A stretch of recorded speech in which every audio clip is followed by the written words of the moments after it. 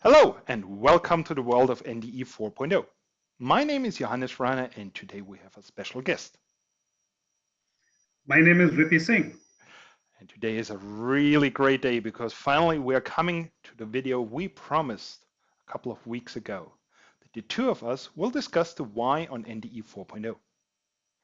Now, I'm pretty sure you remember the video I did on the why on Industry 4.0 and NDE 4.0, where I was really getting into the hierarchy of needs and doing a very high-level picture on the why of NDE 4.0.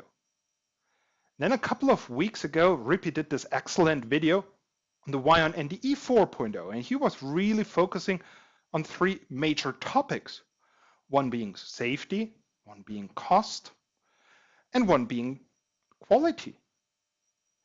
And now, in between, both of us were getting, or we are having a lot of discussions with you out there, and we were getting some questions on more or less on why should I do it? And this is really what the two of us are now trying to answer. And I mainly got this question from inspectors. They were asking me, why should I as an inspector get into NDE 4.0? What's the benefit for me? Ripi, did you get, I think you got similar questions. Yes, absolutely. I hear it from asset manufacturers, from the NDE equipment manufacturers. I also hear it from regulators. So, last time when we were having this conversation on our International Ambassadors program and we listed 6 or 7 stakeholders, if I look across, pretty much every stakeholder is internally asking that question. Johannes, you ran that survey also asking people about NDE 4.0, and I think some similar aspects came out even in that survey where different people were asking, what is in it for me?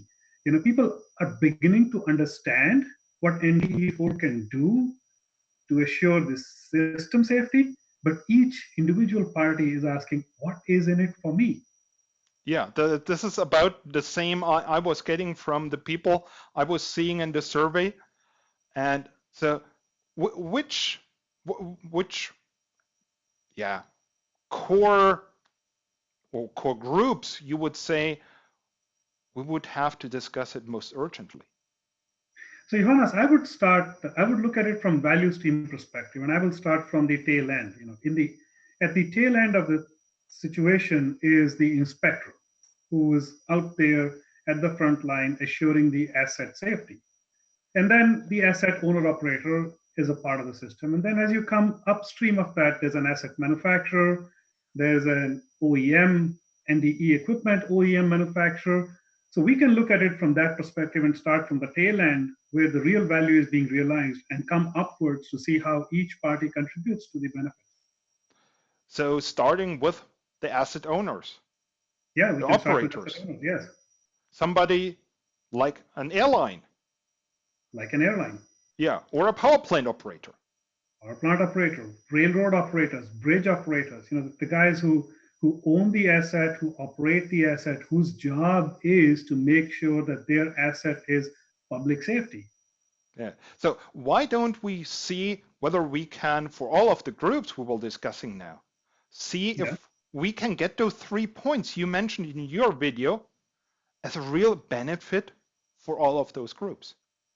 Johannes, that's a brilliant idea. I think we should look at these key stakeholders in the safety ecosystem and look at it from cost, quality, and speed or time or whatever that other dimension is. From each of those 3 perspectives, yes, we can look at them that way. That's a wonderful way to look at it. Yeah, that sounds like a good plan to go forward. So why don't we start with the asset owners? Okay, very good. So asset owner, actually, that's where, if you remember my previous video, I was mentioning NDE 4.0 can really help assure asset safety so that you could quantify that under the quality perspective. Then the same programs can help you optimize the inspection program, what to inspect, when to inspect, really manage the workflow and be able to actually go to a level of predictive maintenance so that you have the least downtime.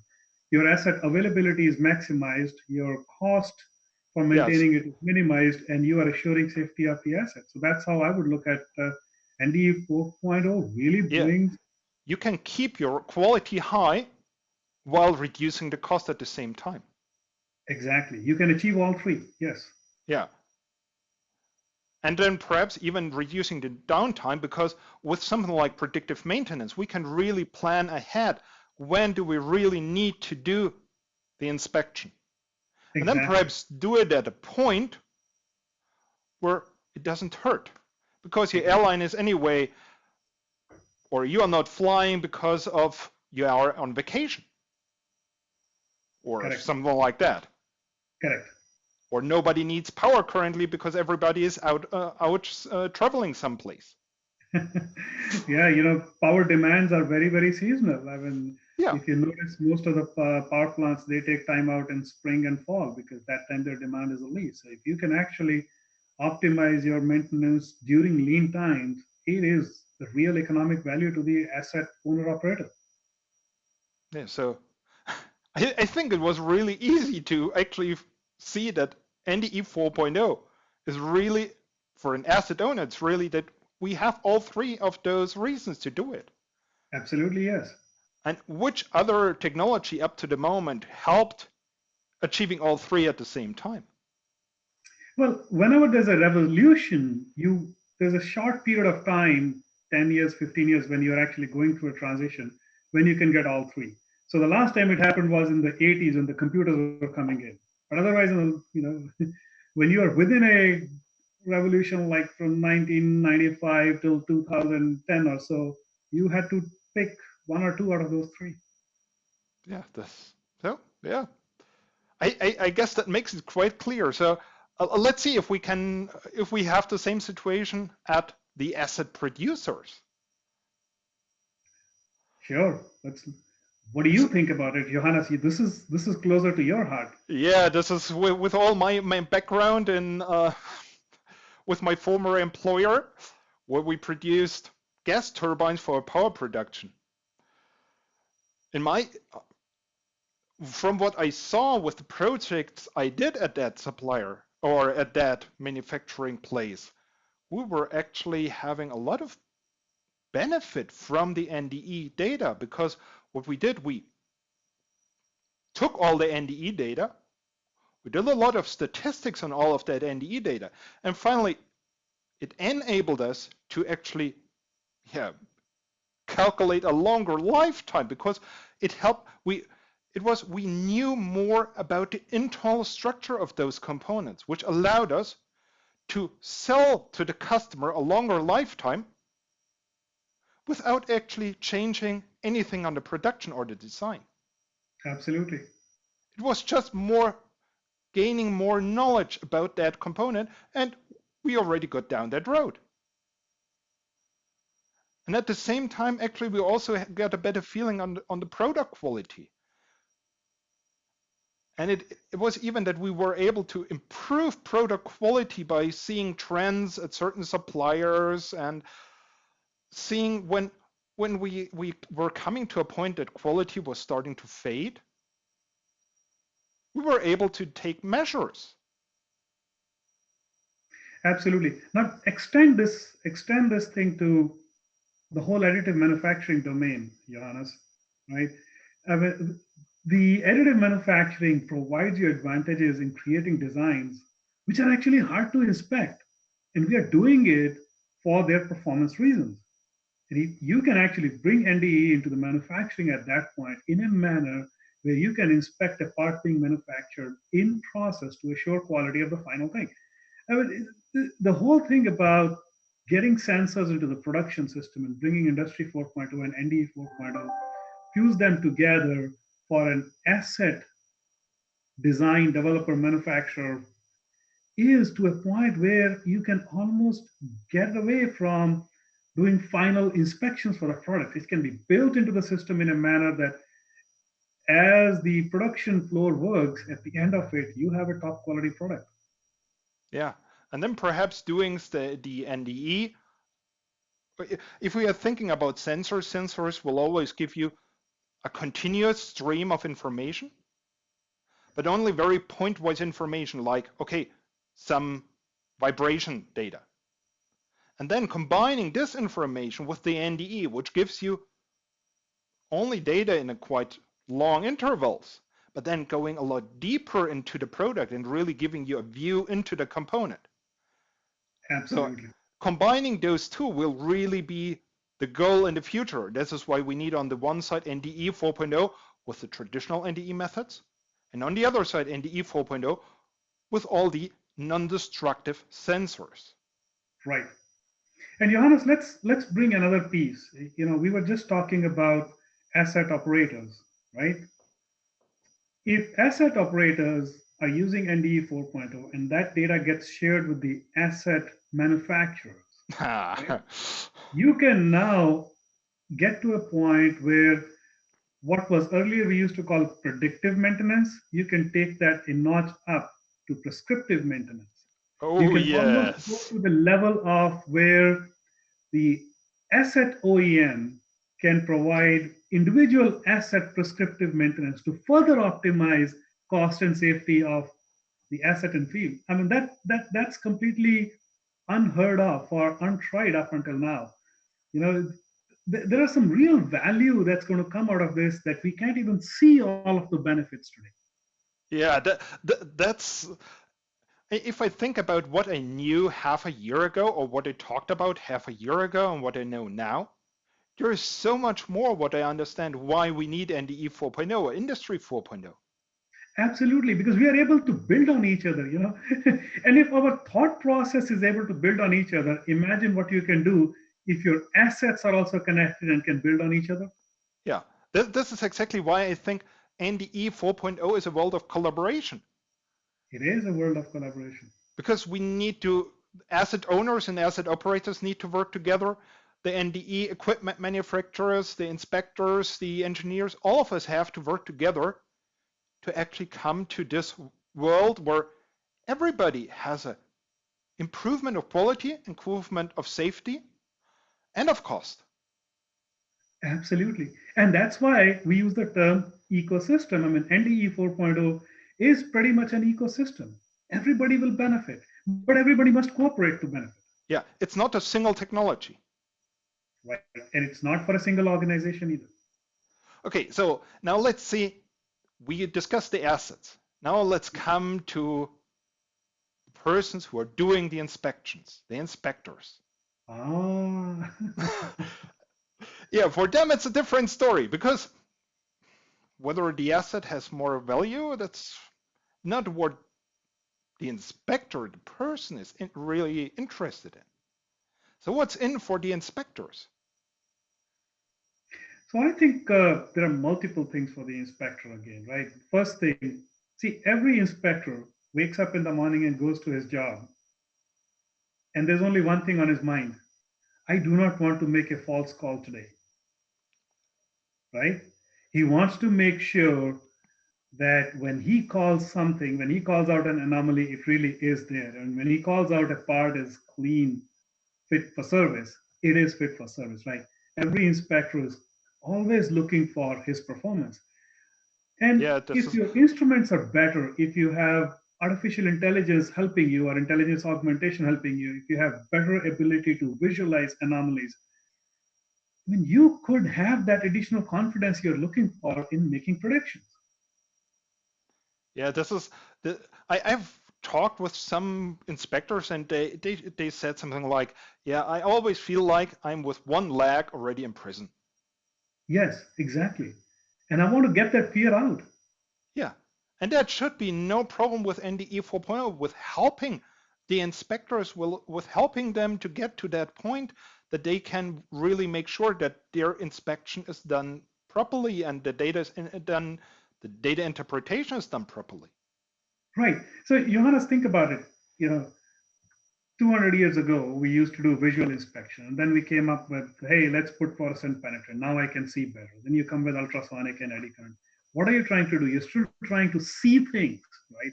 With ultrasonics and eddy currents and X-rays, you're trying to see beyond the surface. But when you see all these things through instruments, you also get a lot of noise. Now, if you get another tool in your tool chest, like intelligence augmentation, which helps you further separate out signal from the noise and helps you make a better judgment, helps you make a better decision, I mean, it's good for you, right? It's a peace of mind. Yeah. And if I think about what an inspector is currently doing, he has to take care of all the paperwork, of writing up all the stuff, of seeing that he is coming to the place, of all this administrative extra stuff he has to do. And Absolutely. then So we can, he's getting tired or yeah, something else and not being able to focus on the job, which is really important. yeah. So you can take the non-value added items out of his workflow completely out and make his job fun, right? Take the tasks which are mundane and automate those and let system and machines take care of it. I don't know, form filling and checking of the boxes and communicating, that can all go away. Yeah, this is so. I think for the inspectors, it will be the world they want to have. Plus, think about it. If you can have remote controls, right? If you can have robotics, if you can have, what's this company, Flyability, talking about flying drones with a little cage. So what does that do? That keeps the inspector out of the harm's way. Here in Connecticut, I talked to an inspector and I asked him, I said, what's your number one problem with inspection? He said, it's the weather, right? It's freezing cold in October, November, December. I have to go out and inspect the bridge. Think about it. If he doesn't have to step out of his hot truck, warm, nice van, and a robot can do the inspection, I mean, wouldn't he be a happy camper? Absolutely. Yeah, and perhaps even if we think about our new reality and not being able to travel, it would Oh, be yeah, it, absolutely. it would totally be possible to use an operator which is on site, which is Yeah, perhaps not really well trained on that asset he has to inspect. But he yeah. can do the inspection once he needs support because he found an indication or something. Then we can use TeleNDE to actually Tally and support that inspector. excellent. Absolutely. So inspector also has got all sorts of benefits. Safety, his personal safety, his or her personal safety, the quality of his output, the quality of the decisions he's making, and personal effectiveness and efficiency in terms of, you don't count it as a cost, but you can count it as a personal efficiency by not having to do non-value added work. That's great, Johannes. Yeah, Good therefore, thinking, man. it will even increase the value or the value output of his work is increased a lot. Perhaps it will even come to the point that he can earn more money because the data he's producing has more value. That is quite possible. And oh, by the way, if you think about it, every revolution, what that has done is it has it has brought new skill requirements for the job, and those skills are usually higher paying skills.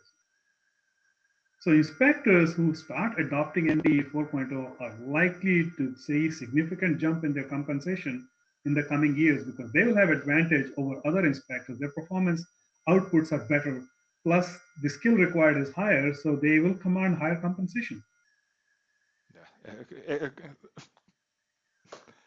Taking my point.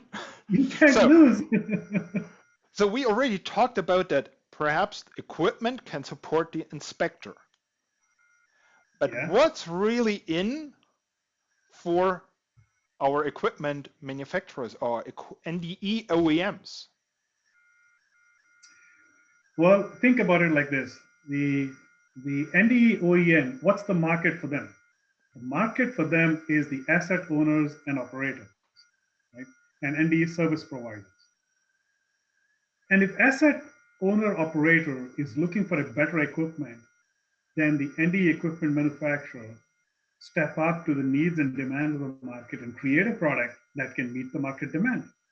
Okay, so for them, I think it's more about the choice between staying in business or not being able to keep up with where the technology is going and where the market is going and getting out of business. So I think for them, the motivation is more of a fear rather than greed. I mean, they better step up and start doing something. Otherwise, startups will come and they'll put new equipment out there, and the existing OEMs will go out of business. Yeah. That's their primary motivation. Or perhaps even the big players from Industry 4.0 like IBM, Microsoft, Google, or whatever. Yeah. It's so heavily digital technology. If the guys who understand the physics of NDE, if they don't bring digital into their system, then the guys who are doing digital activity will snatch the physics and they'll eat up the market. I mean, it's to me, it's like you better have a good reason not to do it. Yeah. Yeah, this is, and I think what's really important to understand in this whole NDE 4.0 activities or Industry 4.0 is that data is becoming the new oil.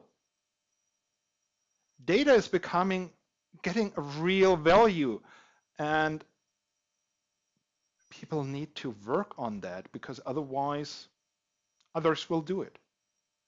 Others will mine that oil. Absolutely. Absolutely. So does it mean, Johannes, I think you brought up a good point, and I'll ask a question over here, and something that you and I can explore in our coming 6 months to a year of activity around the business side of it. We could develop business models around data monetization. And if the equipment manufacturer has a mechanism to do it, their entire business model could change from, instead of selling the equipment, to selling the outcome of the equipment, which is assuring safety of the asset, right?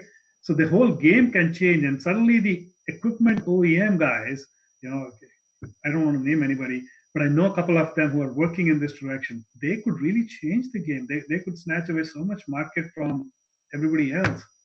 Oh man, you touched something that I need to work on now. Yeah, that could change the whole NDE industry. Yeah, absolutely. Now this is interesting. I got to think about the business model piece of it.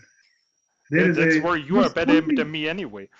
Yeah, I mean, just think about it. When smartphones came about in 2007, and now in 2020, did we ever think of how many gadgets will disappear from my desktop? Yeah. Right? And how many other things will disappear from my home because of smartphones? We didn't think of all those things. And then how many business models came around just out of smartphones, right? Yeah, this is a smartphone is a new environment. And for me, smartphone is about the same as NDE 4.0 because it's a digitalization of a lot of steps. Yes. And with NDE 4.0, we are talking about the digitalization of NDE. Yeah, absolutely. So Johannes, I have to admit that I've been in this subject now for about 3 to 4 years, and I still can't. I mean, I can see a lot of things coming about, but I can't see everything that's going to happen out there because so many dots are going to get connected and so many new pictures are going to emerge out of this. I cannot see all of them yet. It's just humanly impossible. And if I could see it, there's a good possibility my claims will be incorrect. So we just have to be active on top of it, see what emerges and take it as it comes. Yeah, I think that was. Let me ask you about a couple of other stakeholders here. Oh, what do you think about the NDE R&D guys, the universities, the Fraunhofer Institute? Where do they fit in this picture? I would think they belong in a similar categories than the OEMs or the NDE OEMs, the equipment manufacturers, because they kind of provide what we as an NDE industry need to get to this future. And so it's really about, okay, that they take on the subject and bring it forward with developing interfaces, with developing AI, AR, and you name it, with developing all of that for the whole industry.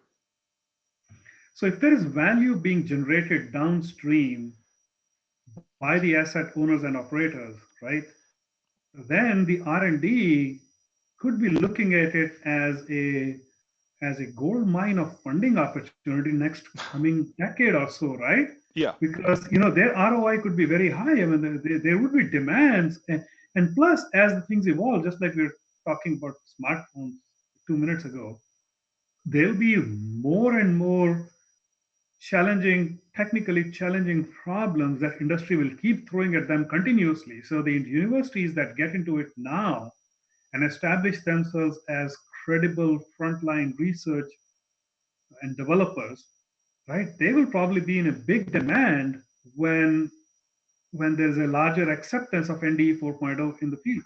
Yeah, definitely. They, and we can already see it that we have a lot of R&D groups which are already focusing on this topic. If we think about the Fraunhofer Institute or also the group of Robert Smith or all kinds of groups, Yeah, they already see it. they see it, yes. So, there are some asset manufacturers who are seeing it. There are some asset owners, operators are seeing it. Some universities are beginning to see it. Some ND equipment manufacturers here. I think we've gone past the innovators and early adopters. We're now into the early adopter kind of phase. I think we've got 10, 15%, 20% traction when we look at all of our committees that we get into the number of people who show up. So this is building momentum now. I think people are beginning to see the value. Yes, Every definitely. stakeholder is beginning to see the value, including the training agencies.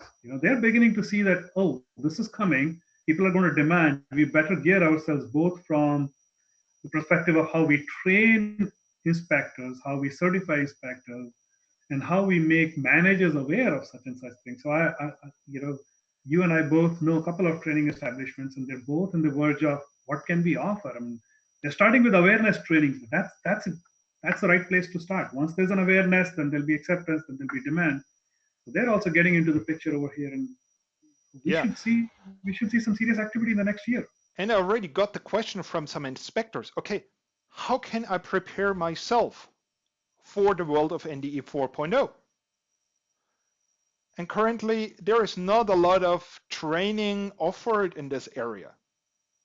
Yeah, and we need to develop both the content, the structure, and the delivery mode, which makes it easy for people to follow. Because traditionally NDE has been not as heavy on digital technologies, and digital technologies require a little extra effort to understand and adapt. Yeah. So the training is going to be a big piece, and it's going to be broader than what it has been in the past. Yeah, it will be also the question what we will do with certification. Right. Now you're opening up another box over Yeah, here. I think that's a different video. Regulatory box, and those are also important pieces. Think about it. Certification and regulations, they're also there to assure safety, that you don't create an asset or an equipment that goes into field and now creates a hazard for the public. So they have a role to play, and they need to be educated, right? So the certification bodies, the organizations like DGZFP, ASNT, all of these people, and then the regulators, whether it's for the airline or the aviation, they probably need to be educated on this, because in some sense they are gatekeepers.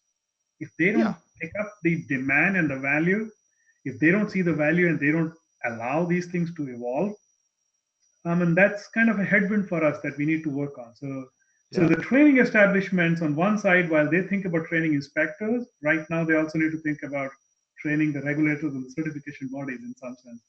So that Yeah. back to the ecosystem, back to training everybody in the ecosystem. Yeah. And if I think one step further on the regulators or on the standards we have out there. Now, number one, we have some standards out there which are telling us, oh, you cannot use digital technology. You have to use analog technology. Yeah, So yeah, that's the standards we have to work on very urgently. right. But vice versa, if I think about an AI and how AI is applied, if you don't do it properly, you will get false results, and you will get them consistently false. So for me, putting up standards how to implement an AI, for example, what are the rules for an AI to be applied? That needs to be standardized. Absolutely, absolutely. Yeah. Maybe the role of regulatory bodies is more to participate along with the standards body, along with the certification body. They need to kind of have their own little a part of the ecosystem where their job is to assure that we don't have any blind spots and we don't, leave dead bodies behind in our rush to go faster. Yeah, that could easily be. So, Ripi, I My boss, think. My boss 10, 15 years ago used to say, he said, standard work is great, standards are great, but they are there to make sure that you don't make the same mistake again. Yeah, exactly. Okay? Never use standards as an excuse to not create something new and more powerful. Yeah, Don't let standards stand in way of innovation, right? And NDE 4 is a serious innovation play at the moment. And but we have to build on the standards that are existing, and we need to build new standards for NDE 4.0 as we go forward. yeah, this is exactly my saying. So I think we are running a little bit out of time. We're getting into a very long video already, but I hope it was This is interesting for exciting. everybody. But I think we saw that we can actually really address all three of them: quality, safety, and cost. So Ripi, I think your video back then was really on the point, Thank and now you. we discussed it more in detail. But do you want to summarize a little bit what we talked about the last Uh, 20, 30 minutes? oh boy, that's summarizing is usually hard on a subject like this. Um, so if every stakeholder can see value on all three aspects, then I think if somebody says, why should we adopt NDE 4.0? Then I can just give you have only one reason if you don't want to adopt it. If you're planning to take an exit, sell your business, or retire, you don't need to adopt it, right? Because you're going to go live on your lake house and the world will go on without you. And that's fine, right? But if you want to be in business, if you still want to be a contributory, valuable member of the community, you're going to have to get into this NDE 4.0. You can choose to lead it or you can choose to follow it. That's okay. But if you choose not to get on the train at all, It's also okay. It's a personal decision. it's a choice. It's a Yeah, choice you can make. You can choose not to be on the train. yeah. But I see this train has left the station and is going to get faster and faster. We can just choose to be wherever. It's a choice we have to make. I want you to think about this way. Do you know of any business today which does not use a computer or an email? Yeah. Okay, because that would be a second generation business, second industrial revolution business, and we don't have those anymore left, right? So same thing will happen with the next revolution. 10 years from now, you will not have a business that's not using industry 4.0 technologies. Yeah. So, and for me, with going with our new reality, we are even going way quicker. Yes, COVID has accelerated adoption of Industry 4.0 and NDE community. I tell you, within NDE community, those who had figured out how to do remote inspections, how to remotely consult, how to remotely take decisions, they had a much better time in the last 3 months. Data will tell. I have spotty data. Nobody has come up with a report like that, but very soon we'll find out that guys who were on path to NDE 4.0 outperformed during COVID as compared to those who were still waiting and watching. Yeah, Ripi, it's thank you so much for all your input. Thank you for summarizing it. It was a pleasure having you here on this channel, and for me, it's always one of the highlights of the week is our weekly telephone call, because every week I'm learning something new. And Johannes, I would echo the same feeling over here. It's been fun. Yeah, thank you. Thank you for running this YouTube channel. I think it's a great service to the community that you're doing every week, putting out a new video with valuable content. I want to emphasize valuable content, relevant content. It's fresh. People can use it. So, yeah, very good. Thank you. Keep it up. Good and luck. I can see the same with talking with others, because it's always that if I'm talking with somebody else, both of us are getting new ideas and new business ideas, new technology ideas, new ideas what the NDE 4.0 is about. And so that's why I think NDE 4.0 is a world of collaboration. Very good. I don't want to open another question over here, but just imagine 10 years from now when two machines start talking to each other, two artificial intelligence machines start talking to each other, and then they can figure things out better than us. Oh Ooh, yeah. Then we are coming to Industry 5.0? No. Let's see. it will So, be there. I will be retired. I will be one of those guys who will say, I don't need Industry 5.0 because I'm ready to retire. But Johannes, you'll have to take it there. let's see. So, I guess we are coming to the end. So, Ripi, thanks once more for being a guest on the show already for the second time, for all your input, for all the discussions we have. Thank you to all of you for watching this video.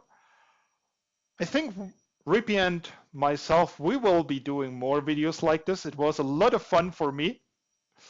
And perhaps I already have an idea for one of the next ones, kind of like, how can I get myself into NDE 4.0?